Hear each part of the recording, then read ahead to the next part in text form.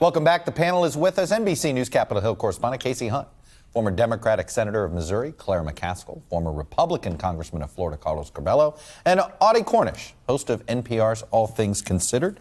Audie, it's been a while, so I'm going to let you get the first crack at this question. Was yesterday a good day or a bad day for Donald Trump? Well, I think Donald Trump, no matter what anybody else says about what's going on in the world, has his own vision and reality of what's happened.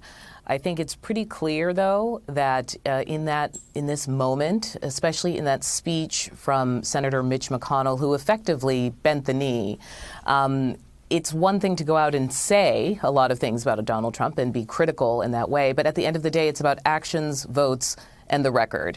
And right now, when it comes to actions, votes, and the record, Donald Trump has firm control of the GOP. Carlos, same question to you. Chuck, I think it was a bad day for Donald Trump. This was the most bipartisan impeachment and conviction process in history. And Senator McConnell really laid it out plainly and simply again yesterday after the vote. And I think what he did is so important. You can debate why he decided to vote the way he did. Obviously, he put forward an argument that other constitutional scholars agree with. But after that vote, he did the most important thing that anyone who wants to combat Trumpism can do, which is to express simple truths, to make sure the American people, and specifically Republicans, know who Donald Trump is, what he did, and how he provoked the worst attack on our democracy and our history. That remains there for the record, and that is the beginning, Chuck, of the process of decoupling Donald Trump from the Republican Party. That's what Mitch McConnell started yesterday. I think it was a bad day in the balance for the former president. Kasie Hunt, Speaker Pelosi's decision to go after Mitch McConnell for that, for what he did, calling it disingenuous. I know there's not a lot of love lost between the two. But that can't help things in that relationship.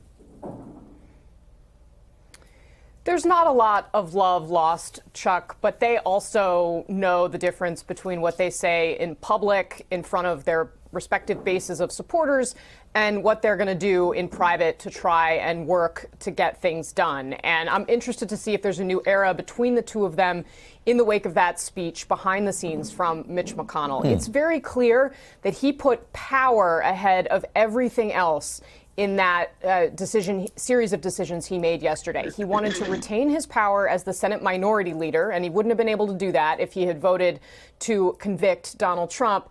But he also recognizes that Republicans, and Larry Hogan, Governor Hogan just said the same thing to you, Republicans are not going to be able to win elections if they do not repudiate Donald Trump. Mitch McConnell knows that, and it's why he said what he said. And he repeated it in an interview right after he took this vote. He said, I care about electability, and that's it. You know, Claire McCaskill, Joe Neguse, his entire closing argument was aimed at an audience of one. He clearly had read Mitch McConnell's book, and there's an excerpt I want to show people here about Mitch McConnell's mentor, John Sherman Cooper. And McConnell describes, how do you take such a tough stand, and this is during the civil rights debate, and square it with the fact that a considerable number of people who elected you have the opposite view, McConnell asked. He didn't hesitate a moment. I not only represent Kentucky, he told me, I represent the nation, and there are times you follow and times when you lead. Claire McCaskill, you and I were on the air together a couple times yesterday, and you were defending Mitch McConnell here a little bit during the back and forth. Where are you on the genuineness of his remarks? Well, let's be clear one thing that he did do yesterday. He made sure that there is a real war within the Republican Party because he gave a lock him up speech, Chuck. Yeah. He said, lock him up. He gave an invitation for criminal prosecution to the nation's prosecutors. Now that is, and he's the highest ranking Republican in the country. Yep. What yesterday was a bad day for Donald Trump, but it was a worse day for the Republican Party. So why did he do that? He can't stand Donald Trump. He thinks Donald Trump cost him the majority, but also he has to worry about donors who write 7-figure checks, who are totally put off by Donald Trump at this point. And frankly, even if he voted to convict, he knew the majority of his caucus was not going to follow him. And that would expose a real weakness in terms of his leadership. That's interesting there, Kasie. Is that your comport with your reporting that McConnell, because that's the debate, would McConnell been able to bring over 10 votes or not? Claire seems to indicate he might not have been able to. I think it was a real open question. I think had he made a definitive case and really sold it, it's possible that they could have gotten there. But the reality is that afterward, that group of people was going to be smaller than the group of Republicans who were going to vote to acquit Donald Trump. And so there's no scenario where Mitch McConnell can be the minority leader when he's sided with the smaller group. So he would have been ceding the power that he has. And I think he wants to use it to try and move beyond Donald Trump. I think Senator McCaskill's point is absolutely the right one. We have known all the way along how much McConnell privately loathed Donald Trump. It is not a secret. He was willing to use him, but they are not alike in basically any way. So I think that this is finally McConnell's chance to actually say that, but that he did act in his own interest of power. Audie, big picture, though, did we give a permission slip to our politics to be more violent by not holding anybody accountable for these actions yet?